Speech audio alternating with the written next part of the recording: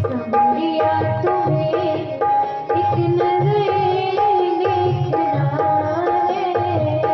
समरिया तुम्हें एक नजर देखना जिधर तुम छिपे हो उधर देखना है।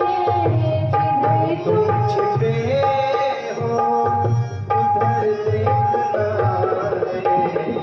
कन्हैया तुम्हें एक नजर देखना है। या तुम्हें एक नजर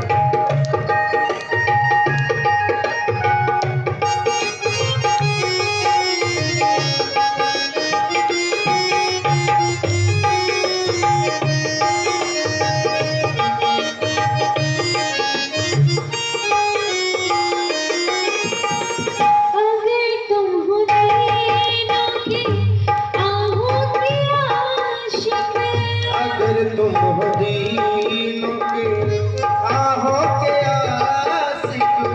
अगर तुम दीनों के आहों के आशिक, अगर तुम हो दीनों के आहों के आशिक। आहों के आशिक, आहों के आशिक। आहों के आशिक, आहों के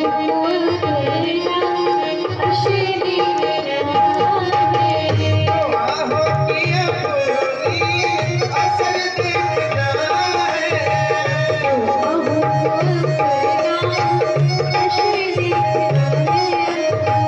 कन्हैया तुम्हें एक नजर देखना है।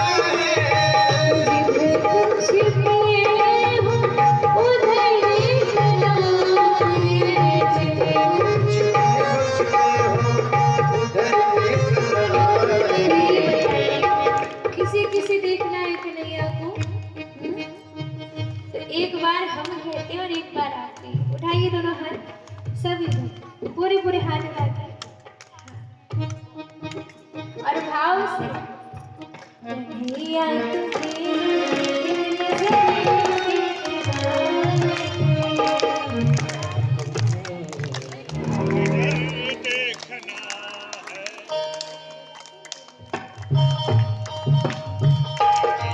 तो धीरे धीरे नहीं गाना है, थोड़ा जोर से गाना है। दोनों हाथ उठाइए, एकदम हल्के हल्के। कन्हैया तुम्हें एक नजर देखना है।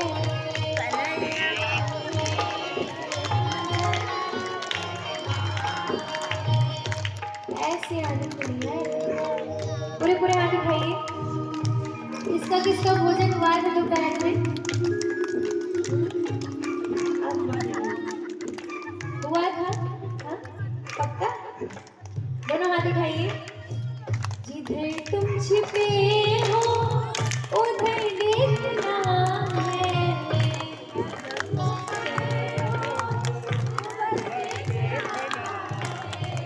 जिधर तुम छिपे हो उधर देखना है।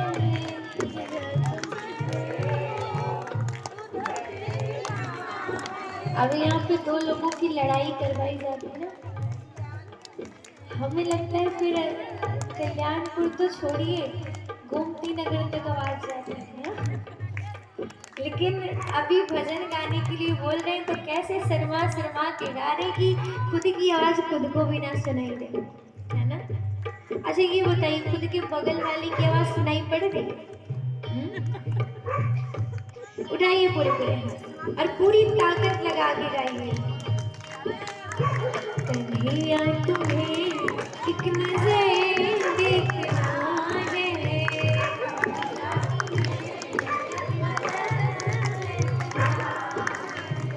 संवरिया तुम्हें एक नजर देखना है।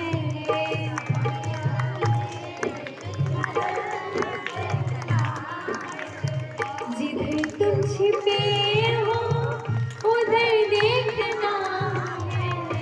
जिधर तुम छिपे हो उधर देखना है। जिधर तुम छिपे हो उधर देखना है। जिधर तुम छिपे हो उधर देखना है। कन्हैया तुम्हें एक नजर देखना है।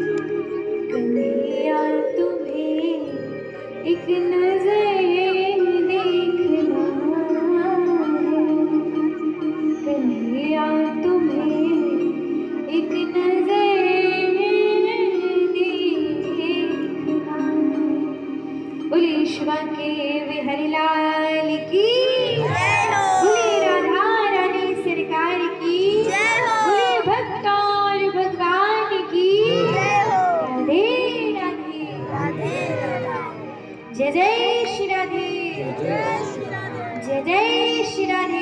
जय श्री राधे। तो आज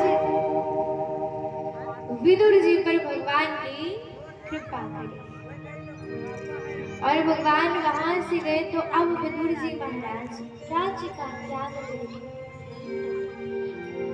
वृंदावन जाते उद्धव जी से भेंट हुई और उद्धव जी के द्वारा ही मैत्रेय मुनि के साथ समागम हुआ। गरम हो गया। हाँ, गरम हो गया। सुंदर मैत्रेय मुनि जी के साथ भेंट हुई। अब आज परीक्षित जी महाराज ने सुखदेव जी से प्रश्न किया, प्रभु मेरे मन में बड़ी कामना है, मैं जानना चाहता हूँ कि इस संसार की सृष्टि कैसे हुई, इस संसार की सृष्टि कैसे हुई। तो सुखदेव जी महाराज सुंदर वर्णन करते हैं, तो आप सभी भी ध्यान से सुनेंगे।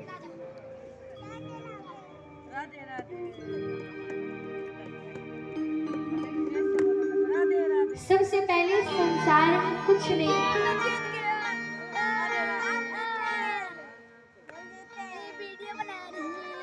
सर्वप्रथम इस संसार में कुछ नहीं था, केवल जल ही जल विद्यमान था। चारों तरफ केवल जल ही जल था। उसी जल के मध्य से पिंड प्रकट हुआ और उस पिंड से भगवान नारायण का प्राकट्य हुआ। भगवान विष्णु की नाभि से एक कमल नाल निकली। बहुत सही चला, एक अलग अलग हो जाओ, तुरंत अलग अलग हो जाओ। ब्रह्मा जी हजारों वर्षों तक कमल नाल के सहारे नीचे ढूंढते रहे कि कहाँ से आई है, उनको कुछ पता। चलो आगे बढ़ाओ, नहीं तुम मम्मी के पास जाओ। अब ब्रह्मा जी चारों तरफ घूमे तो उनकी चार सर हुए और उनको दो अक्षर सुनाई पड़े, ता और पा। अर्थात मम्मी तुम्हारी बता रहे तुम सभी को। अब ब्रह्मा जी ने तप किया, तो तप के प्रभाव से भगवान नारायण प्रसन्न हुए और भगवान नारायण प्रसन्न हुए। ब्रह्मा जी को चतुश्लोकी भागवत का ज्ञान दिलवाते हैं और कहते हैं ब्रह्मा जी आप संसार की सृष्टि। तो सर्वप्रथम ब्रह्मा जी ने मानस सृष्टि की है, जिसमें सनक, सनंदन, सनातन और सनत कुमार चार भाई, जिन्हें सनकारी मुनीश्वर कहा जाता है, इन्हें प्रकट किया। अच्छा, अब इन्होंने सृष्टि करने से मना कर दिया। तुम भी जाओ मेरे पास। देवर्षि नारद को प्रकट किया तो इन्होंने भी सृष्टि करने से मना कर दिया। अब ब्रह्मा जी को क्रोध आया तो भ्रकुटी के मध्य से नील लोहित बालक प्रकट हुआ, जो जन्म लेते ही रुदन करने लगा, इसीलिए उनका नाम रखा गया रुद्र। अब उन्होंने कहा मैं क्या करूं, तो ब्रह्मा जी ने कहा सृष्टि करो। अब भगवान रुद्र सृष्टि करेंगे, सुकाई की सृष्टि करेंगे, भूत और प्रेतों की। तो ब्रह्मा जी ने कहा अलम प्रजाभि सृष्टाभि, अलम प्रजाभि सृष्टाभि, बस करो बस करो, जा रहे हैं। बंद करो। तब क्या करें, तप करो। अब भगवान भोलेनाथ भी तप करने में लग जाते। अब इधर ब्रह्मा जी महाराज सृष्टि कर रहे हैं, तभी उनकी नासिका से एक वराह शिशु निकला, जो देखते ही देखते जल में छलांग लगाता है और हिरण्याक्ष का वध करता है और पृथ्वी को पुनः उसी धुरी पर स्थापित करते हैं। बोलिए वराह भगवान की। और मुझे अभी अच्छा, हिरण्याक्ष कौन गया? हिरण्याक्ष महाराज कश्यप और मैया दीदी के पुत्र थे। हिरण्याक्ष और हिरण्यकश्यप दो भाई। अच्छा, ये असुर कैसे बने? कहते हैं कि दीदी मैया ने गोधूली बेला में गर्भ धारण किया, उसके प्रभाव से ये लोग असुर बने। कहते हैं कि गोधूली बेला में कुछ कार्य ऐसे हैं जो व्यक्ति को नहीं करना चाहिए। गोधूली बेला जानते हैं? जब सूर्य अस्त हो रहा हो और रात्रि प्रारंभ हो रही है, दिन डूबने वाला हो। अच्छा, गोधूली वेला क्यों कहा गया? क्योंकि कहते हैं कि इसी समय भगवान गौचारण करके लौटते थे तो गायों के खुर से धूल उड़ा करती थी, तो गोपियां द्वार में बैठ करके भगवान की प्रतीक्षा करती और कहती अभी गोधूली बेला आने वाली है, हमें श्री ठाकुर जी के दर्शन प्राप्त होंगे। तो कहते हैं व्यक्ति को गोधूली बेला में सोना नहीं चाहिए, पढ़ना नहीं चाहिए,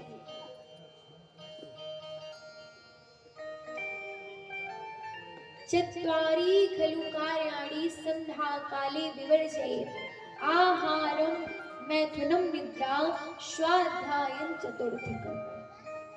व्यक्ति को भोजन नहीं करना चाहिए, सोना नहीं चाहिए, पढ़ना नहीं चाहिए, स्त्री प्रसंग नहीं करना चाहिए। फिर क्या करें? आप भगवान के मंदिर में बैठ करके, भगवान आपके घर में जो भी भगवान का स्थान हो वहां बैठ करके भगवान का भजन करना चाहिए। और द्वार के जो आपका मेन दरवाजा है ना, जो घर का सबसे पहला दरवाजा, उस द्वार को खोल देना चाहिए और एक घी का दीपक जलाना चाहिए, क्योंकि कहते हैं उस समय भगवान भ्रमण के लिए निकलते हैं। तो अगर हमारे घर का दरवाजा खुला होगा, हम भगवान के मंदिर में बैठ के कीर्तन कर रहे होंगे, तो भगवान हमारे घर पधारेंगे और भगवान की कृपा हमको प्राप्त होगी।